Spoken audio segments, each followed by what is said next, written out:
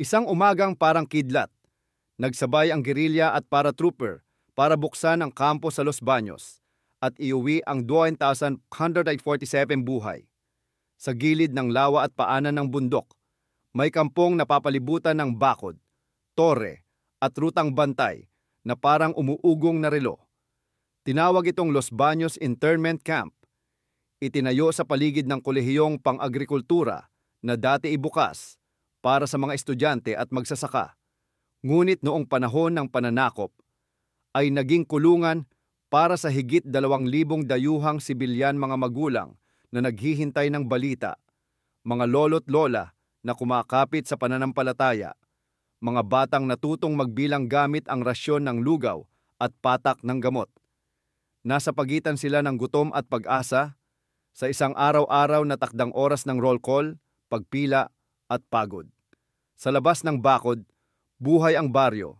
May palayan, may bangka, may paaralang nagkukunwaring normal. Ngunit ramdam ng lahat na dahan-dahang humihigpit ang buhol ng digmaan.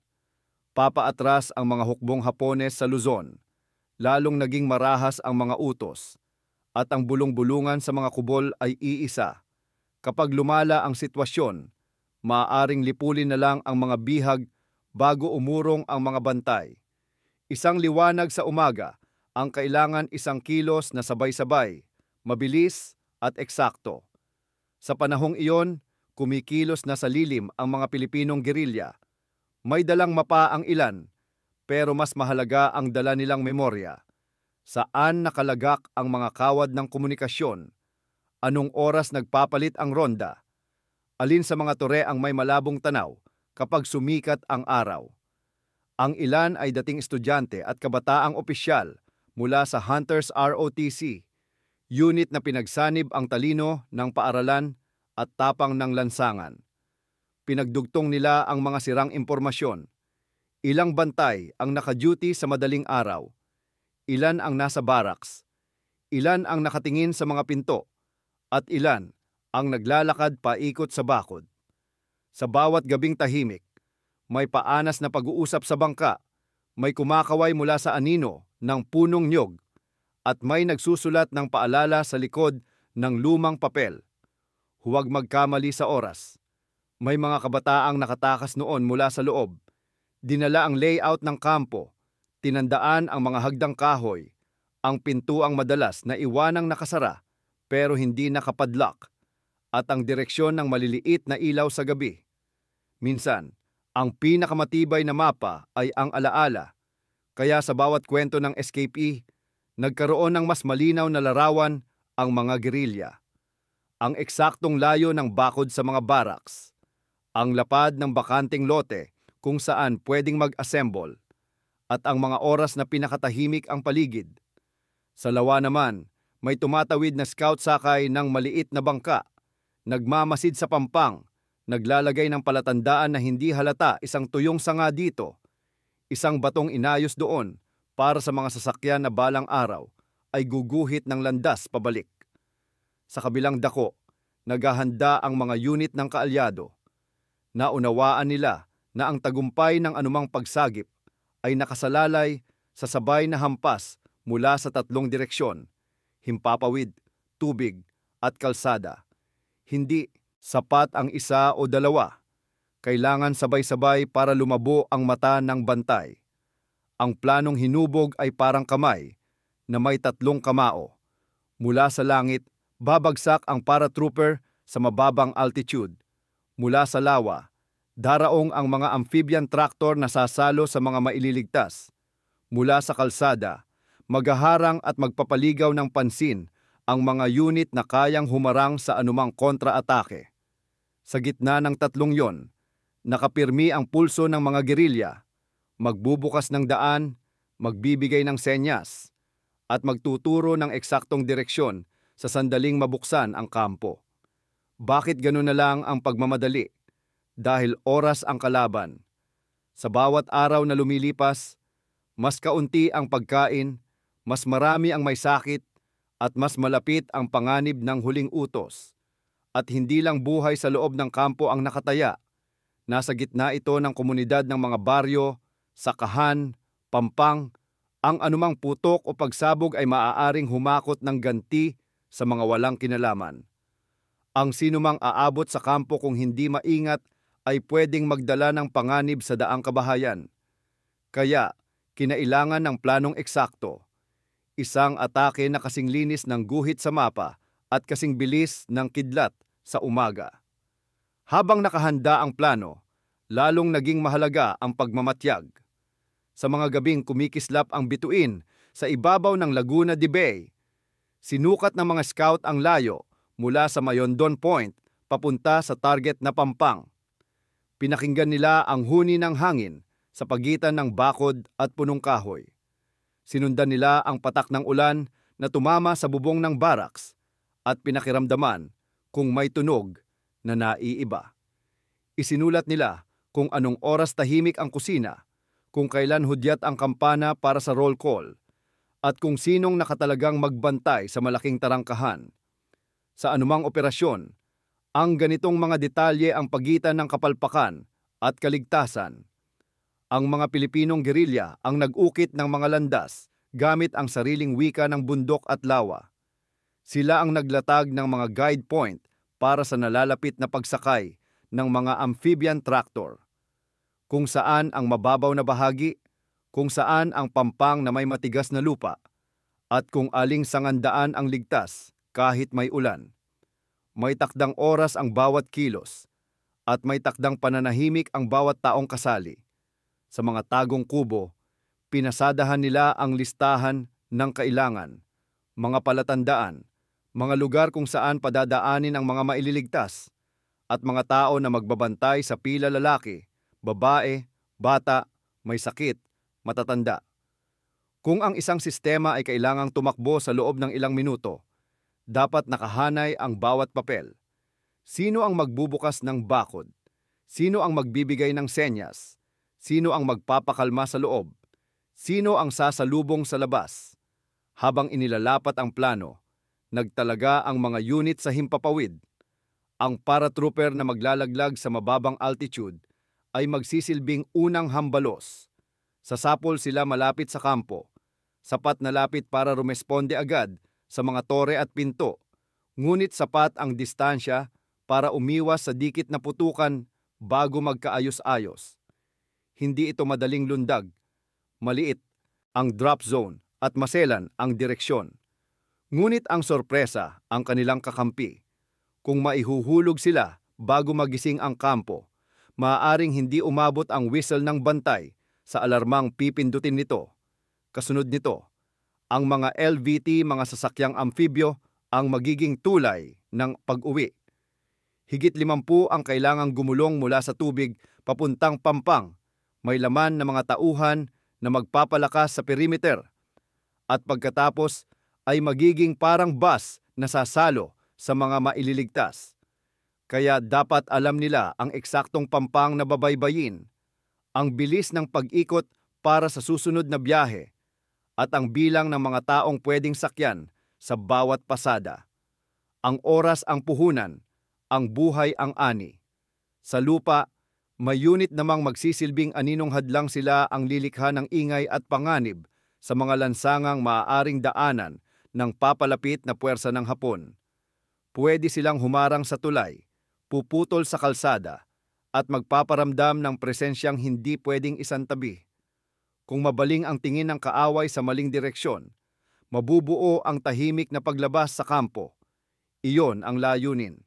Panatilihin ang liwanag na nakatutok sa maling entablado, habang sa kabilang dako, daan-daang buhay ang unti-unting inilalabas sa dilim. Nang maging handa ang lahat, sinukat ang madaling araw. Bandang 4:00, ang himpapawid ay malamig at ang tubig ay parang salamin. Ito ang oras ng tahimik na pag-alis. Sa mga bangkang amphibyo, pinag-usapan ang huling detalye. Ilang minuto sa pagtawid, alin ang unang sasampa sa buhanginan, at paano tatakpan ng putok mula sa malayo ang anumang biglang bantay na lalabas.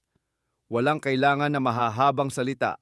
Sapat ang pagtango, ang paghawak sa sinturon, at ang pagtingin sa direksyong iisa lamang, papunta sa kampo. Sa kabilang panig, Ang mga gerilya ay nasa pwesto na, sa likod ng mga punong nakatanim pa noong wala pang digmaan. Nakapwesto ang mga mata na pinilit sanayin sa kadiliman. Hindi sila nag-iisa. Nasa di kalayuan ang mga pamilyang nananalangin sa sarili nilang tahanan, tahimik na umaasang matapos na ang pangamba. Sa loob ng bakod, tulog ang ilan, gising ang iba, at may mga matang nagbabantay sa crack ng pinto na parang nagbibilang ng bituin. Walang nakakaalam sa loob na ilang oras na lang ay magbabago ang lahat. Sumikat ang manipis na liwanag ng umaga. Ang hangin ay may dalang amoy ng lupa at asin. Sa taas, may tunog na una iparang mahinang ugong, tapos ay unti-unting lumalakas. Bago pa man maunawaan ng marami, naroon na ang unang tanda ng pagbaba. Ang mga parachute ay hindi babala. Sila ang mismong pintong bumukas sa langit. Lumapag ang mga unang unit sa tamang pwesto, hindi perpekto, pero sapat at mabilis na gumulong ang mga paa sa damuhan. Ang unang tungkulin ay malinaw. Tumigil ang tore, tumahimik ang pinto, at mawalan ng saysay ang alarmang di dapat tumunog. Hindi iyon nag-iisa. Sa mismong sandali na gumalaw ang mga parachute, kumilos din ang nasa lupa. Ang mga gerilya ay sumilang mula sa anino ng bakawan at alon ng damo. Itinuro ang tamang daan at tuloy-tuloy na sinalakay ang mga poste ng bantay na kailangang patahimikin. Ang lakas ng putok sa unang segundo ay parang kidlat. Pero pagkatapos, ang pinakamahalaga ay ang ayos. Dapat alam ng lahat kung saan ang assembly point, saan itatambak ang armas ng nakuhang bantay, at sino ang magbabantay sa bagong bukas na daan. Sa loob, nagising ang mga bihag. Ang ilan ay nagtataka kung panaginip ang ingay. Ang iba ay kusang bumalikat ng kaunting gamit isang panyo, isang lumang larawan na kaya lang dalhin. Ang mga tagubilin ay malinaw ngunit kalmado. Manatili sa pila, sundin ng gabay, at huwag maghiwa-hiwalay. Walang sigaw ang kailangang sumapaw sa takot. Ang malinaw na tinig ay sapat. Dito po, sunod-sunod lang po tayo. Sa tore, ang pagtatagpo ng sunod-sunod na kilos ang nagdala ng bentahe. Kapag sinimulan ang alinman sa mga pinto, kasunod ang pagtatanggal ng kawad, at pagkatapos ay ang paghila sa unang grupo papunta sa ligtas na lugar. Ang unang 10 minuto ang hininga ng buong plano. Kung dito magtagumpay, kung dito mananatiling buo ang serbisyo ng bawat unit, magiging mas madali ang kasunod. Kaya, hindi sinayang ang oras. Pinatahimik ang guard tower, sinigurong hindi makakatawag ang mga linya ng telepono, at naglatag ng perimeter kung saan pwedeng ipunin ang mga tao bago sila isakay o ilakad papuntang Pampang.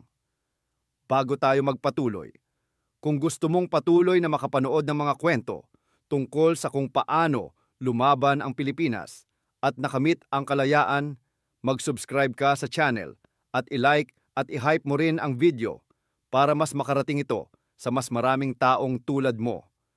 Sige, tuloy na tayo sa kwento.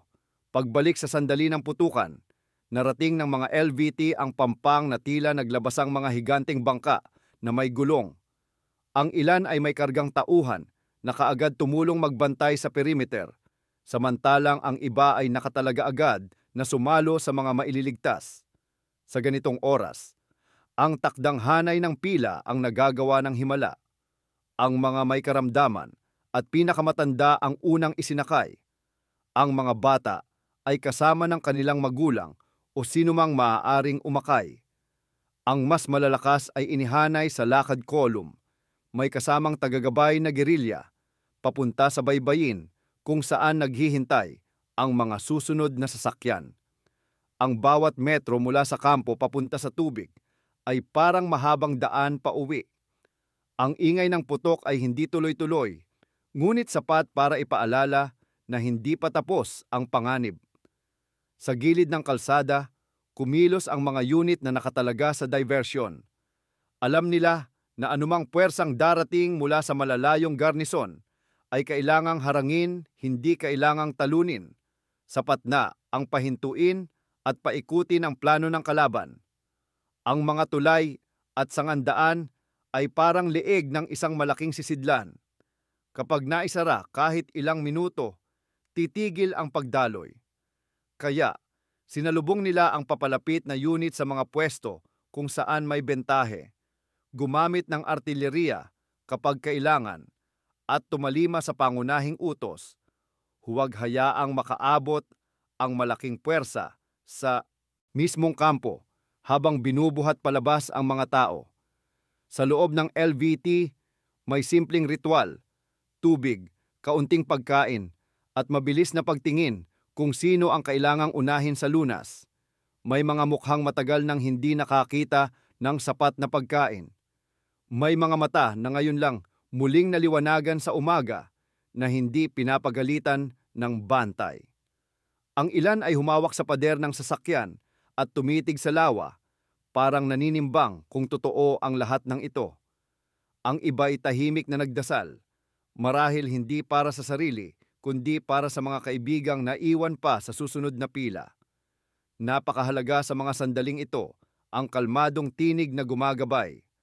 Ang pananalita ay mahinahon, madali intindihin ng bata at ng matanda. Magkakasama tayong lalabas. Huwag bibitaw sa pila. Malapit na.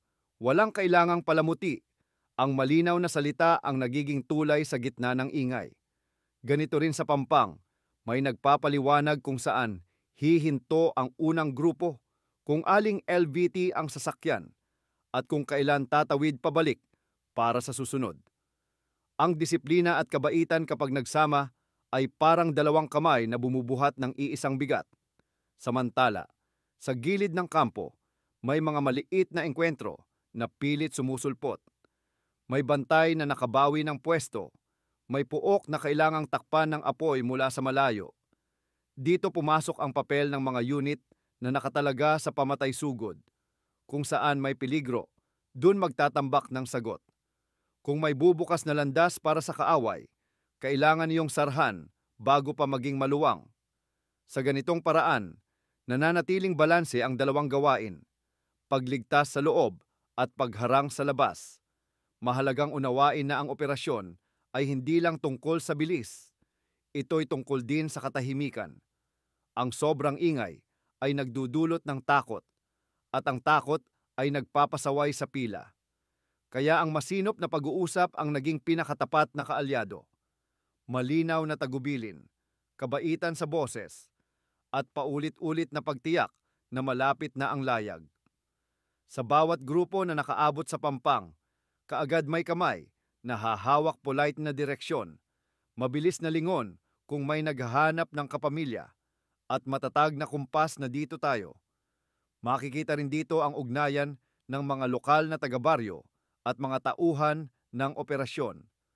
Ang ilan ay tumulong magpasa ng may sakit, ang iba ay naghatid ng tubig, at ang iilan ay tumanggap ng papel na nakatakdang pangalagaan ang isang bahagi ng kulum.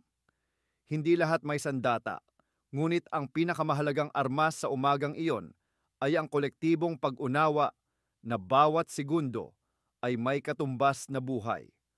Kapag ang isang grupo ay mas mabilis na nakasakay, may puwang para sa susunod.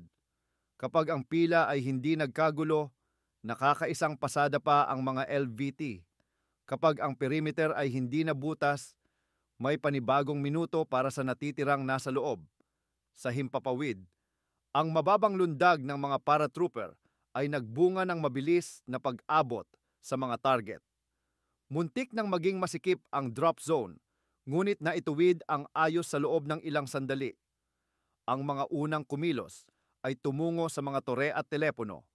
Ang sumunod ay naglatag ng linya sa pagitan ng kampo at bakod. At ang ilan ay nagsilbing moving escort para sa mga grupo ng bihag na naglalakad patungo sa assembly. Ang planong parang guhit sa papel ay naging buhay. Bawat guhit may katawang tumatakbo. Bawat tuldok may matang nagbabantay. Hindi maiiwasan ang tensyon sa ganitong operasyon. May sandaling mahirap hanapin ang tamang landas dahil sa usok o takot. May sandaling may bata na nauuhaw at kailangang buhatin. May sandaling may matandang nahilo na dapat paupuin. Ngunit ang kabuuan ay nanatiling gumagalaw sa iisang direksyon. Kapag huminto ang isang LVT para magsakay, ang susunod ay papara sa kabila. Kapag napuno ang isa, tutuloy na iyon sa tubig para umikot at babalik ang bakante.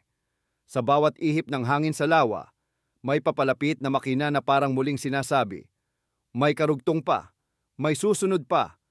Sa pagitan ng kampo at pampang, may mga sangandaan kung saan kailangan ang mabilis na pasya.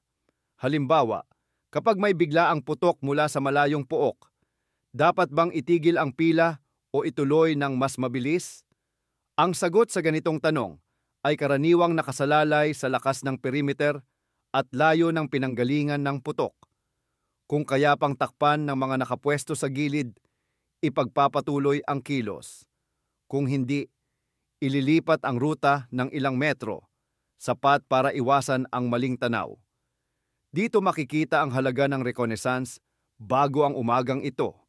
Kilala na ang lupa, kilala ang mga puno at hukay, kilala ang mga pwestong may natural na takip, at kilala ang mga direksyong lumilihis, ngunit hindi papasok sa panganib. Sa mga sandaling nagsimula nang lumuwag ang loob ng mga tao, ang ilan ay napatingin sa pabalik na tanaw ng kampo mga barracks, na tila ordinaryong gusali lang kung titingnan mula sa malayo. Ngunit sa alaala ng mga nakatira roon, bawat poste ay may kwento ng gutom o pagdarasal. Ang kampong ito ay naging lugar ng pagtitiis, ngunit ngayong umaga, ito rin ang naging lugar ng pag-alis. Ang mga paang lumalakad papalayo ay nag-iwan ng marka sa lupa, ngunit ang higit na mahalaga ay ang bakas na iniwan sa isipan. Posible palang mabuksan ang isang pintong matagal na nakasara. Sa gilid ng kalsada, nagtuloy ang mga unit ng harang sa trabaho nilang tila walang katapusan. Pagbawi ng oras, kahit minuto lang. Sa bawat minutong iyon, isang LVT ang pwedeng makabalik at magsakay muli. Sa bawat 5 minuto, isang hanay ng matatanda at bata ang maaaring tuluyang makalayo sa kampo. Kaya ang labanan sa malalayong tulay at lansangan ay hindi lang tungkol sa posisyon sa mapa. Ito'y tungkol sa eksaktong bilang ng mga upuang mapupuno sa susunod na pasada. Mahalagang isaysay kung bakit naging posible ang eksaktong sabayang pagkilos. Una, malinaw ang layunin. Mailabas ang mga tao bago pa makapag-ayos ng malaki-laking kontraopensa ang kalaban. Ikalawa, nakasaad ang papel ng bawat unit at ng mga gerilya. Walang grupo ang nakaatang sa sobrang dami ng tungkulin.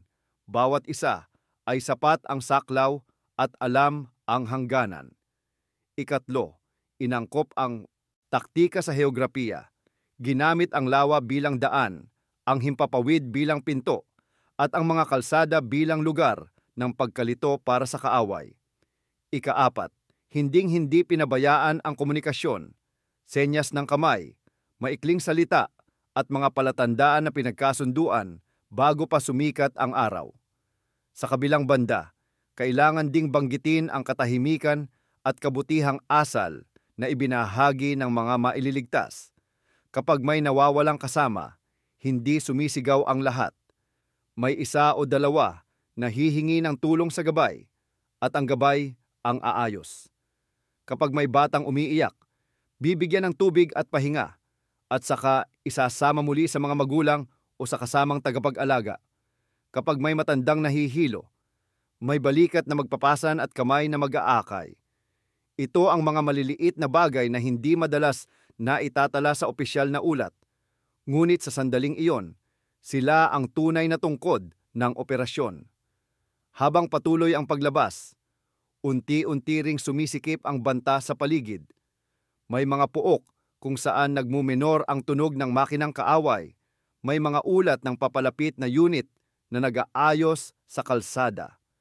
Ngunit ang naipong oras mula sa unang sabayang kilos ay naging pondo laban sa huling pangamba. Sa bawat grupo na nakatawid, mas lalo pang nagkakaroon ng saysay.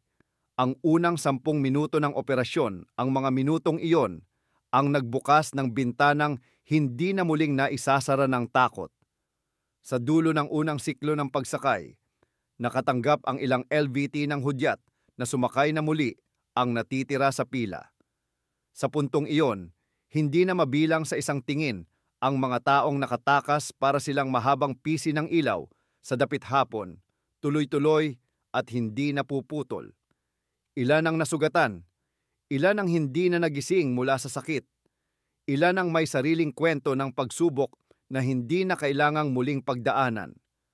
Ang mga tanong na ito, isasagutin sa mas tahimik na oras, sa pampang na may lilim, sa hapag na may pagkain. Ngunit sa mismong umagang ito, ang pangalan ng laro ay isa, makalabas ng buo. Sa pag-ikot ng mga sasakyang amphibyo, minsan napapatingin ang mga sakay sa lawak ng Laguna de Bay. Ang tubig ay may kulay na parang kahel kapag sinusuntok ng araw, at ang hangin ay may dalang lamig na hindi nakakapanindig balahibo, kundi nakakakalma. Parang taliwas sa ingay ng digmaan, ang lawa ay paalala na may mundong mas malaki sa bakod at tore. Ang sinumang matagal na nakaamoy ng barbed wire at lumang kahoy ay mas lalong makakaramdam ng luwag sa simoy ng tubig. Sa harap ng ganitong tanawin, nagkakaroon ng anyo ang salitang uwi. Sa mga sandaling iyon, hindi pa tapos ang lahat. May mga lugar sa paligid ng kampo at karatig baryo na maaaring pagkunan ng ganti. Hindi ipinipinta dito ang detalye ng mararahas na sumunod na pangyayari, ngunit mahalagang kilalanin na may mga sibilyang nabalot ng panganib matapos ang operasyon. Gayunpaman, ang pangunahin sa kwento ngayong umaga ay ang pagsasama ng tapang at talino, ang pagkilos na sabay ng gerilya at paratrooper, ang pagdating ng mga LVT sa takdang oras, at ang pag-alalay ng mga unit sa kalsada na nagbukas ng daan para sa libu-libong buhay. Kapag binabalikan ang umagang iyon, may mga pangalan at unit na iginuhit ng alaala sa kasaysayan. Ang mga batang gerilya na nagdala ng balita at mapa, ang mga scout na tumawid sa lawa para maglatag ng gabay, ang mga paratrooper na sumapol sa damuhan at mga tore, ang mga tripulante ng LVT na naging tulay ng pag-uwi, at ang mga unit sa kalsada na nagpalabo sa balak ng kaaway. Ang lahat ng papel na ito, malaki man o maliit, ay naging tahi ng iisang kumot, ang proteksyon na sumakop sa libu-libong tao habang tinatawid nila ang huling metro palabas ng kampo. Sa ganitong lente, mas madaling maunawaan kung bakit tinawag na textbook ng ilan ang operasyon, hindi dahil perpekto ito, kundi dahil kapansin-pansin ang pagkakahanay ng oras, puwesto at tao. Maraming kwento ng digmaan ang tungkol sa lakas. Ang kwentong ito ay tungkol sa lakas na may kaakibat na pag-iisip. Kapag sabay ang lambat ng impormasyon at ang hampas ng puwersa, nagiging posible ang tila imposibleng bintana ng pagkakataon. May mga tanong pa ring mabubuo sa mga susunod na sandali. Gaano karami ang pinalad na makasakay sa unang pasada? Paano inayos ang mga grupo na kailangang maglakad? Saan itinuro ang ruta para iwasan ang posibleng ambush? At paano tinitiyak ng mga tagagabay na magkakasama pa rin ang magkakapamilya hanggang sa makarating sa mas ligtas na pampang? Ang mga sagot sa mga ito ay idinaragdag sa pabigat na listahan ng mga detalye, ngunit habang seryoso ang mga tanong, nananatili ring kalmado ang himig ng pangungusap. Isa-isang hakbang, malinaw na direksyon at posibleng pag-uwi. Sa pagdatal ng mas matingkad na liwanag, may mga pangalang itinatala ng mga nakaligtas, mga sundalong tumulong magbuhat, mga gerilyang marunong magtagalog, Ingles, at minsan ay parehong dayuhang wika na pasimpleng ikinaginhawa ng mga bihag na matagal nang hindi nakakarinig ng tinig na nag-aanyaya, hindi nag-uutos. Ang ganitong mga detalye, isang tasa ng tubig, isang pirasong tinapay, isang salitang kalma lang, ang naglalagay ng kulay sa larawan ng umaga. Sa dulo ng unang yugto ng pag-ahon mula sa kampo, kumakapal na ang bilang ng mga mukha sa pampang. May mga batang nakayakap sa ina, may mga mag-asawang matagal na nahiwalay sa bawat kubol, at may mga magkakaibigan na ngayon lang muling nagkakitaan sa liwanag na walang bantay na nagmamasid. Ang mga tauhan ng operasyon ay patuloy na nag-aayos ng pila at ang paligid ay may ritmong parang tren, dumarating, nagsasakay, umaalis, bumabalik. Sa pagitan ng bawat pagdating at pag-alis, may maikling sandali ng katahimikan kung saan nangingibabaw ang hanay ng mga paang umaalis sa buhanginan. Hindi pa tapos ang salaysay ng buong umaga at mas marami pang detalye ang kailangang ilapat. Ang bilang ng mga nailigtas sa kabuuan, ang iilang nasawi sa gitna ng kaguluhan, ang mga unit sa kalsada na patuloy na humaharang. Ngunit sapat ng sabihing sa puntong ito, ang timpla ng lakas at pag-iingat ang nagdala sa pinakamalaking bahagi ng pag-alis.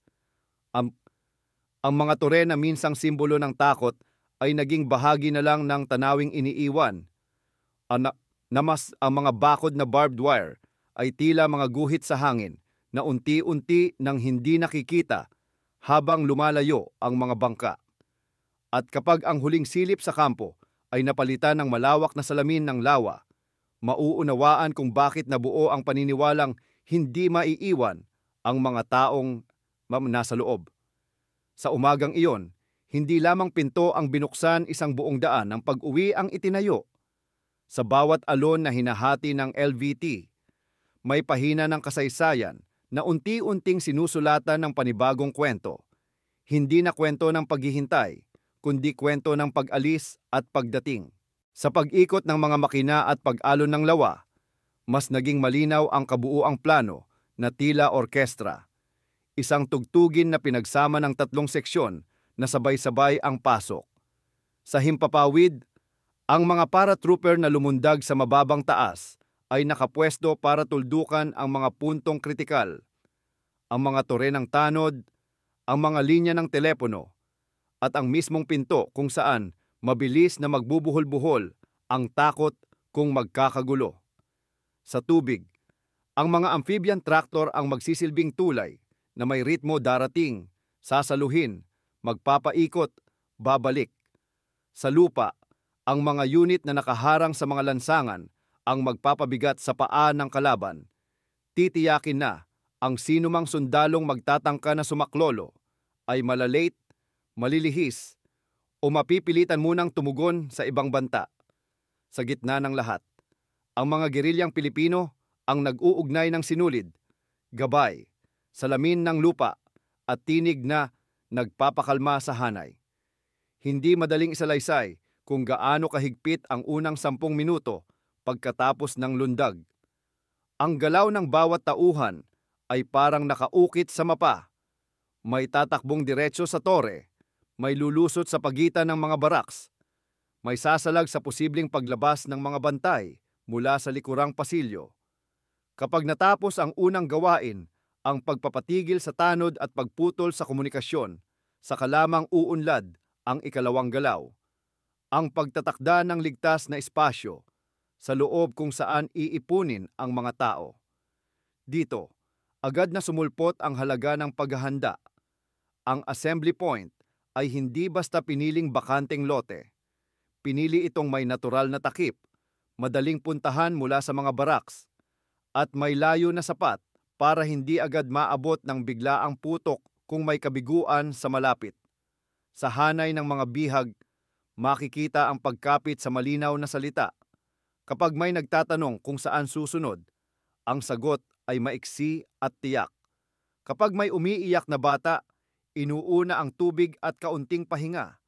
Kapag may matanda na hindi kayang akbayan ang sarili, may braso na kaagad magbibigay ng sandigan.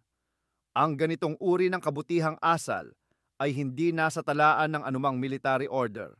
Ngunit iyon ang dahilan kung bakit gumagalaw ang pila na parang mabagal, ngunit walang pagkaantala. Sa gitna ng lahat, may nakabuntong hiningang bulong mula sa isang nakaligtas. Akala niya panaginip lang ang umagang ito. Ang boses na iyon ay nagiging musika ng pag-asa, hindi sumisigaw, hindi nang uudyok, kundi tahimik na nagpapatunay na nangyayari talaga ang matagal na inasam. Sa Pampang, ang unang LVT ay sumanib sa papalapit na paratrooper upang ayusin ang sakay. Hindi basta-basta ang lohistika. 2 linya ng pila, isa para sa kailangang mauuna dahil sa karamdaman o katandaan, at isa para sa mga kaya pang maglakad ng mas malayo kung kakailanganin. Itinakda ng mga gabay mula sa gerilya kung saan aanggulo ang sasakyan para hindi mahirapan sa pagbalik sa tubig. Itinuro rin kung saan uupo ang mga bata upang hindi masaktan sa pag-uga. Kapag napuno ang isang LVT, may karugtong kaagad. Kapag umalis ito, may nakaabang na susunod. Sa bawat pag-alis, iniwasan ang sobrang ingay. Sa bawat pagbalik, pinibigyang daan ang panibagong hanay. Ang buong eksena ay parang mahabang tulay na pauli-uli, himay-himay, subalit isang landas ang tinutumbok.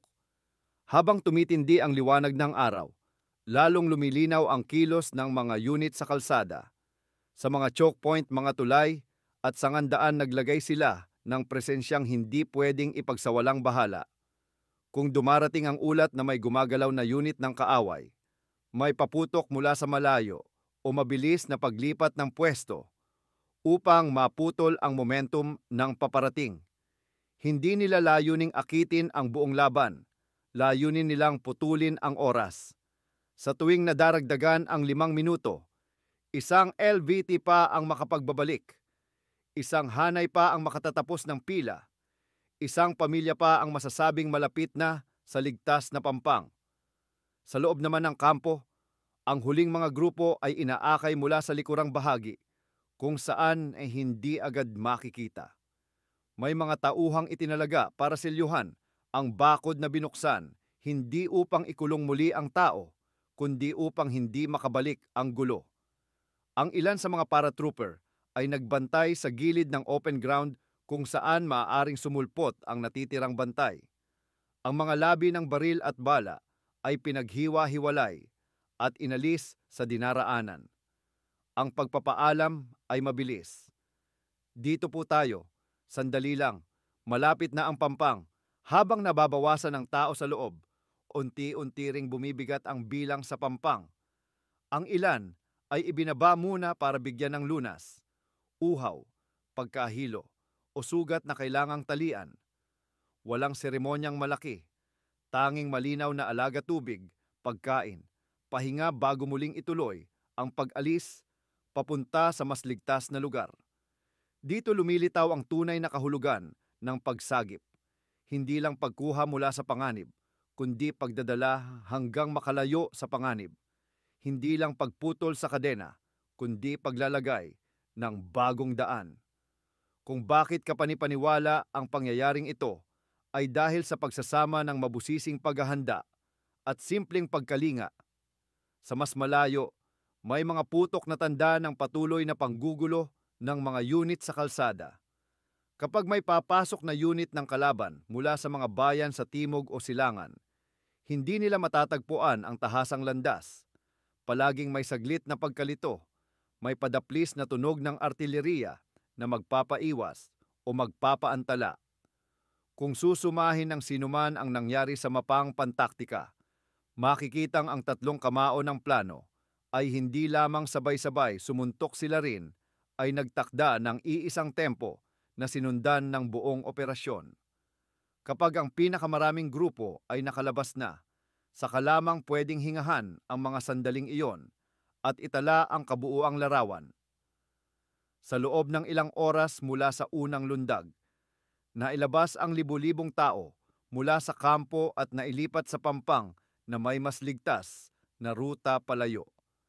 May kaunting bilang ng sugatang tauhan sa magkabilang panig, at may ilang buhay na nawala sa gitna ng putukan, isang katotohanang hindi itinatago, ngunit inihaharap ng may paggalang.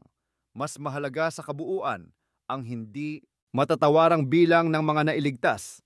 Sa tala, higit 2,000 ang naihatid mula sa barbed wire tungo sa lawak ng tubig at lupa. Sa panahong iyon, pagkatapos ng raid, may mga ulat ng ganting paghahasik ng lagim sa paligid mga aksyon ng mga puwersang naiwan na ikinapahamak ng sibilyan. Hindi kailangang isa-isahin ang mararahas na detalye upang maunawaan ang anino na sumunod sa umagang iyon.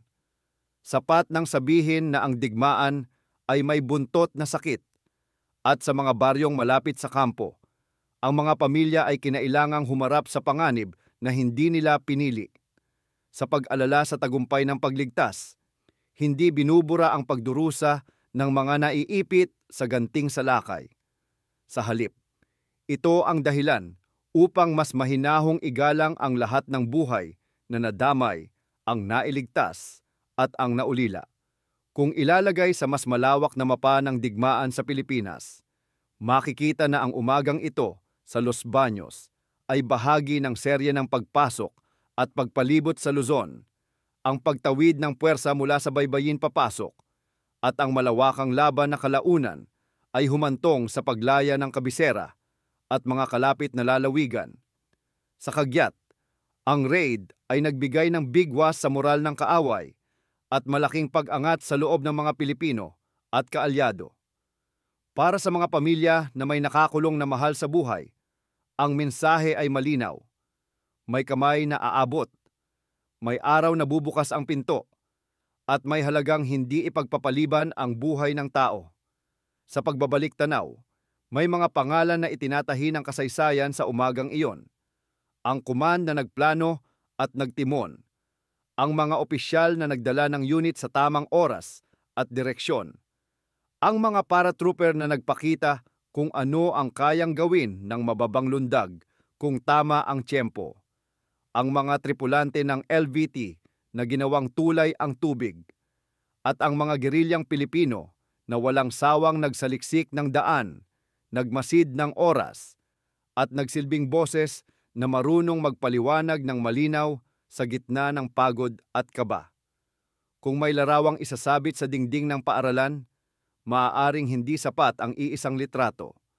Mas tamang isabit ang mapa, ang oras, at ang mga pangalan, dahil iyon ang tatlong elementong nagtagpo upang mabuo ang himala. May mga testimonya ring naitala sa mga sumunod na araw mula sa mga nakaligtas. Isang ama ang nagkwento kung paano niya unang nakita ang anak matapos ang mahabang buwan. Hindi siya agad nakapagsalita, pero tumawa ang mata niya. Isang lola ang nagsabing, ang unang sumagi sa isip niya sa loob ng LVT ay kung paano nagkukulay kahel ang araw sa ibabaw ng lawa. Parang sabi ng tubig, tapos na. Isang binatilyo ang nagbalik tanaw na ang pinakamalinaw na tunog sa umagang iyon ay hindi putok, kundi ang pauli-ulit na mahinahong tagubilin. Dito tayo, huwag bibitaw, malapit na. Sa mga ganitong salaysay, lumalabas ang kabutihan ng simpleng wika at kalmadong himig ang wika na kayang maunawaan ng bata at ng nakatatanda, ng taga-rito at ng dayo. Kung bakit tinatawag na textbook ang operasyon ay naipapaliwanag kapag iniisa-isa ang mga aral. Una, ang eksaktong oras, ang sabayang kilos ay naitugma sa pagsikat ng araw at sa mga nakasanayang oras ng kampo. Ikalawa, ang three-domain approach, himpapawid para sa sorpresa, tubig para sa tuloy-tuloy na pag-alis, at kalsada para sa pagputol sa posibleng tulong ng kalaban. Ikatlo, ang pagsanib ng regular na puwersa at gerilya. Ang isa ang may lakas, ang isa ang may mata at tenga. Kapag pinagsama, nagiging buo ang larawan. Ikaapat, ang simpleng komunikasyon. Walang salitang sobra, lahat ay malinaw, maikli, at nauulit. Ikalima, ang paggalang sa kalagayan ng sibilyan. Ang pila ay nakabatay sa pangangailangan, hindi sa ingay. Inuuna ang may sakit at matanda, at tinitiyak ang bata sa piling ng gabay.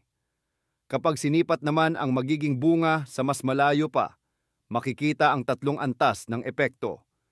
Una, sa antas militar na ipakita na ang mahusay na intel, yangka at tiyempo ay kayang magbukas ng kampong bantay sarado nang hindi nalulunod sa malubhang kaswalti.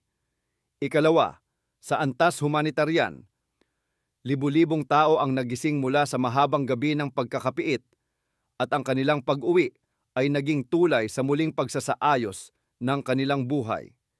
Ikatlo, sa antas simboliko, sa puso ng mga Pilipino, ang umagang ito ay paalala na kapag nagtagpo ang tapang at talino, may darating na araw na maglalakbay ang bangka palayo sa pampang ng takot.